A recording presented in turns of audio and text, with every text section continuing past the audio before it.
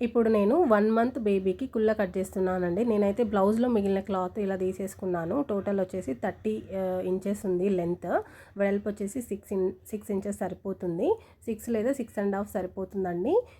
మీరు ఎలా అయినా తీసుకోవచ్చు. టోటల్ లెంత్ ఎక్కువ ఉంటే ఎక్కువ తీసుకోండి. కుచ్చులు ఎక్కువ వస్తాయి. ఇలా కట్ చేసుకున్న తర్వాత ఒక సర్కిల్ అంటే 8 ఇంచెస్ చుట్టూ ఉన్న క్లాత్ తీసుకొని జాయింట్ చేసుకోండి. ఇది వచ్చేసి బ్యాక్ సైడ్కి మనకు యూజ్ అవుతుంది. మనం కొంచెం కుట్టిన తర్వాత మీకు అర్థమవుతుంది. ఇలా క్లాత్ మనం జాయింట్ చేసుకొని కార్నర్స్ దారాలు పోకుండా జాయింట్స్ చేసుకోండి. ఫ్రంట్ బ్యాక్ అంతా జాయింట్ చేసుకోండి. జాయింట్ చేసుకున్న తర్వాత ఇలా కుచ్చులు పెట్టుకోండి. 1 ఇంచ్ లేదా 1/2 ఇంచ్ పెట్టుకోండి. నేనైతే 1/2 ఇంచ్ కుచ్చులు పెట్టుకుంటున్నాను. మీకు ఎలా కావాలంటే అలా పెట్టుకోవచ్చు. ఇలా ఫ్రంట్ సైడ్ అలాగే బ్యాక్ సైడ్ కూడా కుచ్చులు మీరు పెట్టేసుకోండి.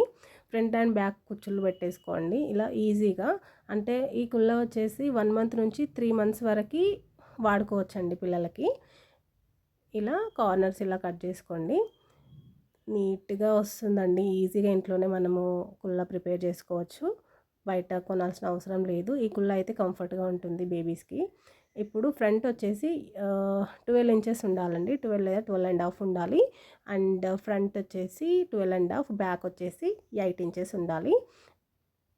ఇలా తీసుకున్న తర్వాత బ్యాక్ సైడ్ ఒక 1 ఇంచ్ జాయింట్ వేసుకోండి.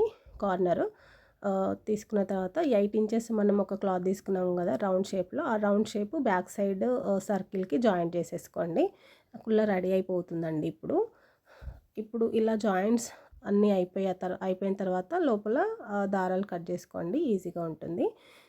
ఇప్పుడు ఒక థ్రెడ్ కావాలి కదండి కుల్ల కట్టుకోవడానికి. పైనుంచి ఇలా టోటల్గా కుల్ల పైనుండి వస్తుంది.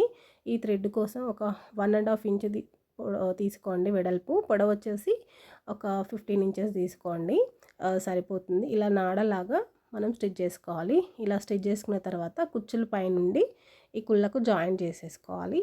ఇలా జాయింట్ చేసుకోండి. ఇలా జాయింట్ చేసుకొని కొనలకి రివర్స్ చేసేసుకోండి. అంతే, కుల్ల రెడీ. కుల్ల వచ్చేసి 1 మంత్ నుంచి 3 మంత్స్ బేబీస్కి వాడుకోవచ్చండి.